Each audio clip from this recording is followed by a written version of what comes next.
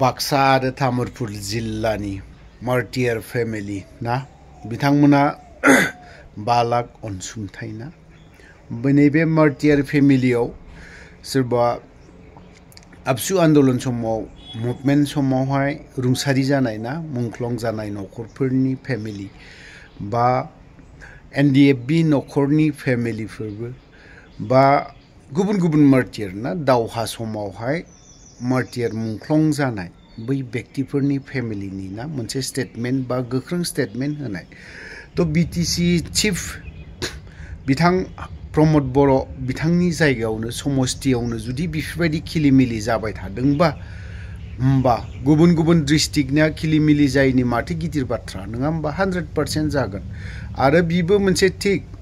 बिथांमोना मोनसे बाथ्राखौ गोरा गोख्रोंनो बुंनानै लानाय जायफोर मार्टियार फेमिलि ना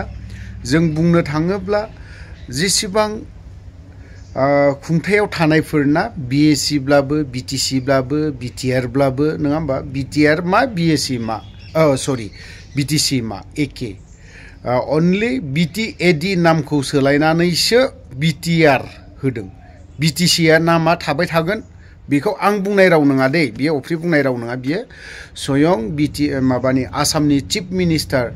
हिमन्त बिश्व शर्मा सारानो बुंनाय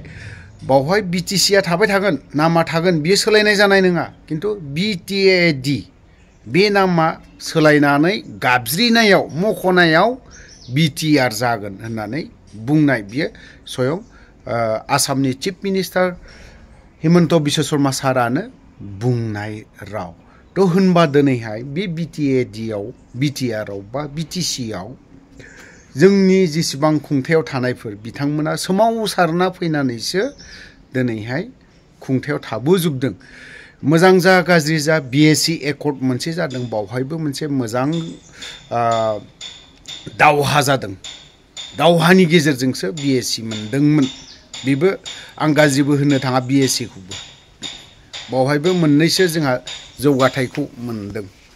बा मोननैसो जोंहा एसे स्टेप आवगायदों 1 स्टेप फरवार्ड जादों ओमफ्राय बिटिसि जानाय लगे 2 स्टेप फरवार्ड जादों ओमफ्राय नैबे बिटिआर एकर्ड जानाय गासैबो दावहा होनानैसो फैनाय ओमफ्राय जोंनिया जेसेबां दावहा होनानै मुंख्लं जाबोनायफोर जोंनि जेसेबां पावाराव थानायफोर दैदेनगिरिफोर बिथांमोना जायफोर मुंख्लं जानाय जायफोर दम हारिनि थाखाय नांसोमनानै जिउ बावनाय बिखौ नैबिजों बा नैबे गोसोजों मान होनायखौ जों नुनो थाङाखै मोजां रोखोमै स्पेशली नैबे बिटिआर एकर्डनि जेसेबां मुंख्लं जानाय बिटिआर एकर्डआवहाय नैबे दाखालि मोनसे एकर्डआवहाय बे एकर्डआव जेसेबां मुंख्लं जानाय ओरैबायदि अयनाय भाबेनो जायफोर खुंथायाव थानाय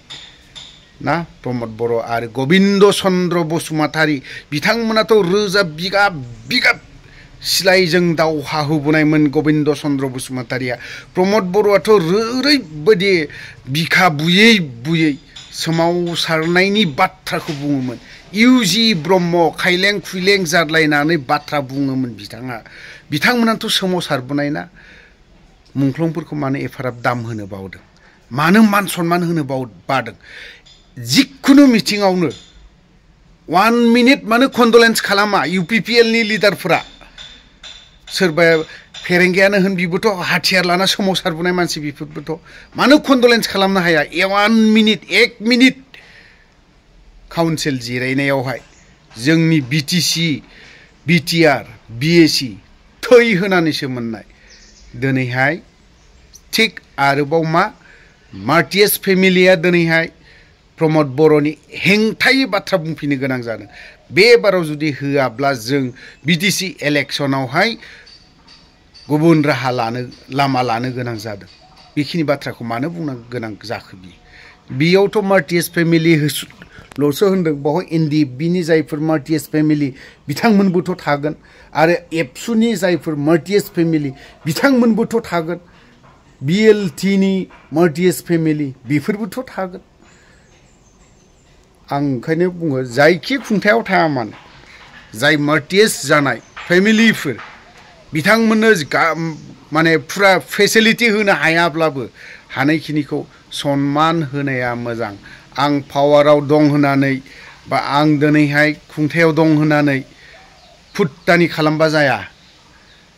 पावारखौ लानानै लेबेल खालामबा जाया होननानै बुंदों सर्बानन्द सन'वाल सारा। मानो थाखाय बुंदों? गावनि पावारखौ लानानै गावनि गाद्दिखौ लानानै फुट्टानि खालामनो नाङा बा गौरब देखायनो नाङा। बे पावारा दिनै दं गाबोन गैया। बेखिनि बाथ्राखौ मोजाङै फोरमायदों सर्बानन्द सन'वाल सारा। तो बेफोरनिफ्रायबो जोंनि बिटिआरआव खुंथायाव थाग्राफ्रा लेसन लानाया मोजां, मोनफा मोनफा बिथांमोननि बाथ्राखौ सोलोंना लानाया मोजां पलिटिशियानफ्रा।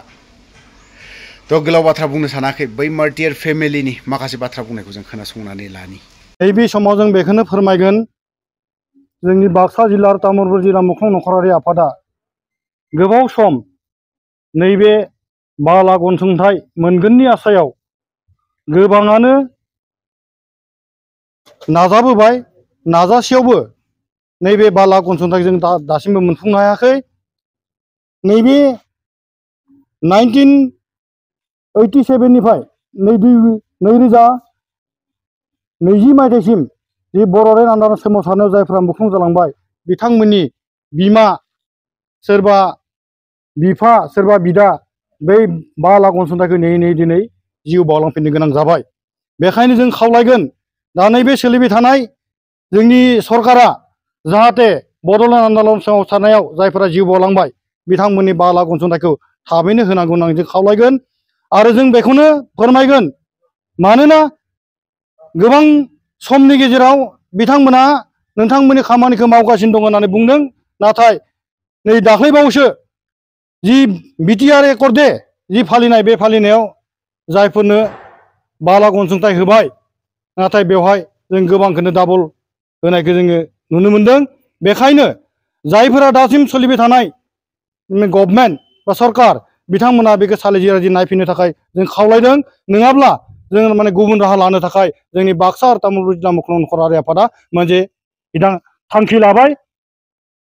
लाबाय। बेखौनो जों फोरमायगोन, फैबाय थानाय जि बिटिसि इलेक्सन, बै बिटिसि इलेक्सनाव जोङो माने नैबे बाला अनसुंथाइखौ जोङो जे होआ, अब्लानो जोङो गुबुन लामा लानो गोनां जागोन, बेखौनो जों फोरमायदों। बाक्सा आरो तामुलपुर जिल्लायाव बेसेबांसो मुंख्लं नखर दंबावो? जोंहा बाक्सा आरो तामुलपुर जिल्ला हिसाबै 909 नखरा दा नैबे अनसुंथाइखौ मोननो थाखाय आद्रा दोङो। बावहाय जोङो मिथिनो मोन्दों नोंथांमोननि खुगानिफ्राय खायफाया डाबल मोन्दों होननानै खोनानो मोन्दों। बावहाय नोंथांमोना मा फोरमायो? बे बाथ्राखौथ' जों गोबांबार सावरायबाय। सावरायनायनि गेजेरजों बिथांमोना सालिजारि नायगोन होननानै बुंदों। थेवब्लाबो नैबे समाव जों जि मिथिनाय बायदिब्ला माने नै दाख्लैबावैसो जि बिटिआर एकर्ड दे